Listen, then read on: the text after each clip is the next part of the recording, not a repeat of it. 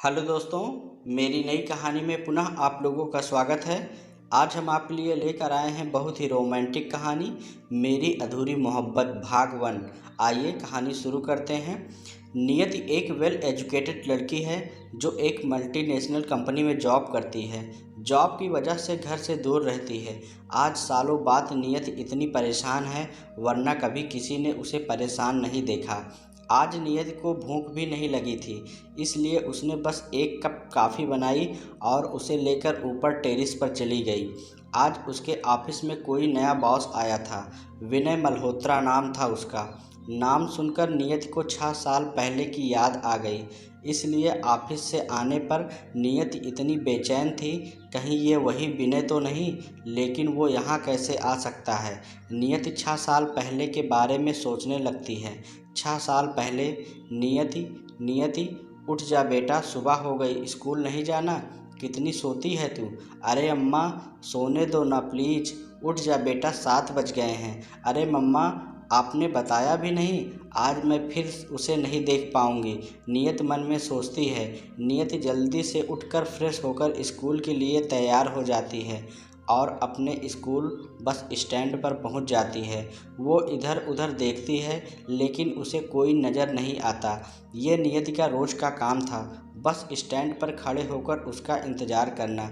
लगता है आज फिर उसकी बस चली गई, मैं लेट हो गई, यही सोचती है कि तभी नियति की बस आ जाती है और वो उदास होकर स्कूल चली जाती है।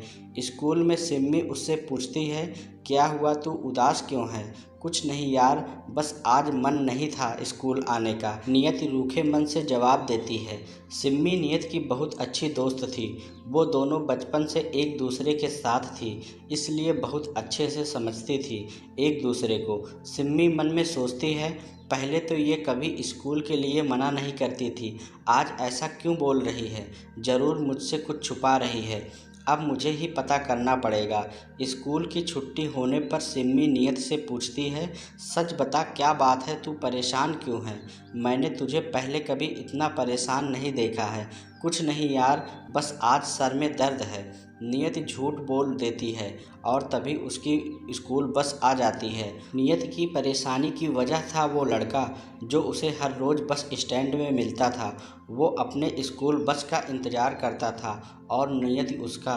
पिछले 6 महीने से वो उसे हर रोज़ मिलता था, लेकिन कभी नियत की हिम्मत नहीं हुई उससे बात करने की। वो तो उसे देखकर ही खुश हो जाती थी। नियत उसे पसंद करती थी, नहीं शायद प्यार करती थी, क्योंकि उसे खुद नहीं पता था कि न जाने कब देखते देखते उसे उस लड़के से प्यार हो गया था। पिछले कई दिनों से वो लड़का उसे नज़र नहीं आया था, इसलिए वह परेशान थी। नियति कुछ जानती भी नहीं थी उसके बारे में, उसका नाम तक नहीं जानती थी। कई दिनों से परेशान नियति को देखकर सिम्मी ने फिर एक बार उससे पूछा, अगर मुझे दोस्त मानती है तो सच सच बता क्या बात है, मैं शायद तेरी कोई मदद कर सकूं। बार बार पूछने पर नियति उसे पिछले 6 महीने की अपनी सारी बातें बता देती है।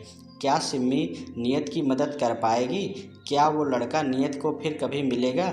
नियत की बात सुनकर सिम्मी कहती है, तू परेशान ना हो, मैं उस लड़के के बारे में पता करूँगी। तू अभी घर जा, बस भी चली गई, तेरी मम्मा चिंता कर रही होंगी। चल मैं तुझे घर छोड़ देती हूँ। सिम्मी की बात सुनकर नियत कहती है, तू रहने दे, मैं रिक्शा करके चली जाऊँगी, तू बस उस लड़के को ढूंढने में मेरी मदद कर दे। इतना कहने के बाद नियति और सिम्मी दोनों अपने अपने घर चली जाती हैं। घर पहुंचने पर आज बिना माँ से बात किए चुपचाप अपने रूम पर जाकर लेट जाती है और उस लड़के के बारे में सोचने लगती है कि कैसे 6 महीने पहले अचानक वो उसे दिख गया था।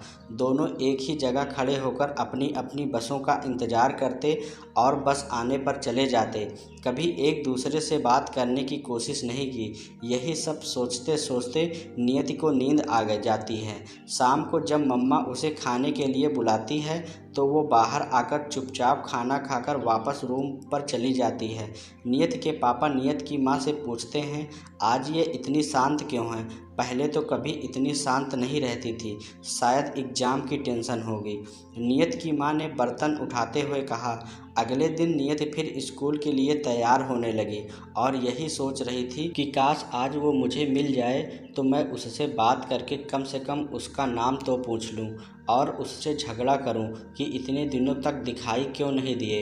नियति तैयार होकर जल्दी जल्दी बस स्टैंड पहुंची, लेकिन आज फिर वो उसे कहीं नज़र नहीं आया। वो उदास होकर आज फिर स्कूल पहुंची। स्कूल में सिम्मी उसका इंतज़ार कर रही थी। नियति के आते ही उससे बोली, नियति, मैंने उस लड़के के बारे में पता कराया है। उसका नाम विनय है और वो हमारे स्कूल के पास वाले स्कूल में ही पढ़ता है। इन दिनों वो अपने किसी रिश्तेदार के यहाँ शादी का फंक्शन अटेंड करने गया है, इसलिए स्कूल नहीं आ रहा है।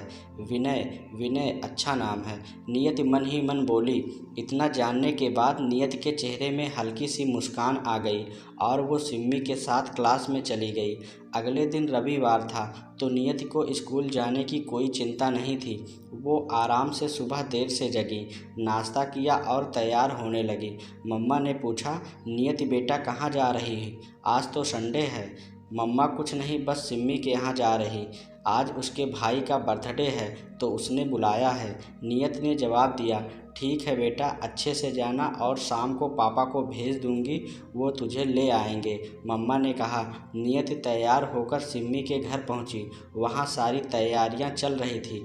काफ़ी बड़ी पार्टी रखी गई थी, बहुत सारे लोगों को बुलाया गया था।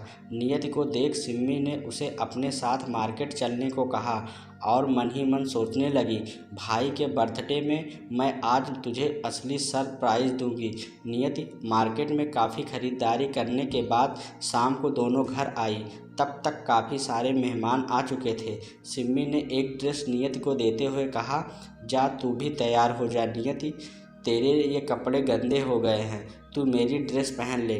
नियति ड्रेस लेकर ऊपर सिम्मी के कमरे में चली गई और सिम्मी हाल में उस खास मेहमान का इंतज़ार करने लगी। थोड़ी देर में एक लड़का हाथ में गिफ्ट लिए हाल में आया और सिम्मी से बोला, हाय सिम्मू, कैसी है तू? सिम्मी के मम्मा और पापा के पैर छूते हुए बोला, मामा जी क्या खिला रहे हो इसे? ये तो बस मोटी होती जा रही है। सिम्मी ने कहा, भाई अब बस भी करो, तुम तो आते ही मुझे चिढ़ाने लगे। वैसे आज मुझे तुमसे किसी को मिलाना है। सिम्मी ऊपर कमरे में जाकर नियति को आवाज़ लगाती है कि जल्दी नीचे आ, सब मेहमान आ गए। नियति जल्दी से तैयार होकर बाहर आती है तो सिम्मी उसे कहती है, आज तो तू सच में डॉल लग रही है, कोई पसंद न कर ले तुझे। दोनों हंसते मुस्कुराते नीचे आती हैं और सब उन्हीं दोनों को देखने लगते हैं। सिम्मी सबसे नियति को मिलाती है और फिर एक लड़के के सामने जाकर सिम्मी नियति से कहती है, इससे मिलो, ये है मेरा कजिन विनय उर्फ वीनू। नियति विनय नाम सुनकर उस लड़के की तरफ देखती है और शर्मा कर वहाँ से दूर चली जाती है। ये वही लड़का था जिसे नियति इतने दिनों से ढूंढ रही थी और वो सिम्मी का भाई था। तभी सिम्मी ने उसे एक दिन में ही उसके बारे में सब बता दिया था। नियति मन ही मन सोचती है। फंक्शन में नियति विनय से थोड़ी बहुत बात करती है और वापस पापा के साथ घर आ जाती है। रात में बिस्तर पर जाने के बाद आज नियति की आंखों में नींद नहीं थी। वो पूरे टाइम विनय के बारे में ही सोचती रहती है। सुबह जल्दी जल्दी तैयार होकर वो नाश्ता करके बस स्टैंड पहुंचती है। आज वहां उसे विनय खड़े दिखाई देता है। वो नियति को देखकर हेलो करके हल्की स्माइल देता है। नियति भी स्माइल करती है। तभी विनय की बस आ जाती है और वो स्कूल चला जाता है। विनय 12th में था जबकि नियति 11th में थी। विनय के बोर्ड एग्ज़ाम थे, इसलिए उसका पूरा ध्यान पढ़ाई पर रहता था, जबकि नियति का पूरा ध्यान विनय पर। वो हर टाइम विनय के बारे में ही सोचती रहती।